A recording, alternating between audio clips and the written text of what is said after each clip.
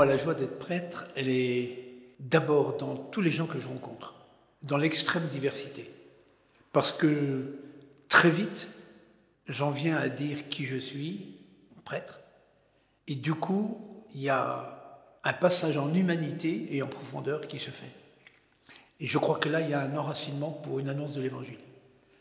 Pour moi, ça c'est premier. La deuxième chose, c'est dans les célébrations, au moment où je prends acte du fait que cette part d'humanité qui est là à la célébration se rassemble au nom du Christ. J'ai là une humanité qui est tout à fait autre. Et ça me met dans une espérance de voir un jour l'humanité complètement accomplie. Et ça, c'est à chaque célébration. Maintenant, il y a des célébrations qui sont plus dures. C'est vrai pour des baptêmes, des mariages et des enterrements. Mais il y a des enterrements qui sont source de joie pour moi. Parce que je sens une humanité qui, à ce moment-là, s'ouvre à l'accueil d'une parole nouvelle. Pas la mienne, mais celle de l'Évangile. Mais il y a des rencontres personnelles où tu vois le chemin d'une personne qui s'ouvre à l'Évangile et qui tout d'un coup éclate de vie. Un peu comme si c'était une naissance pour elle. Et ça, c'est très fréquent.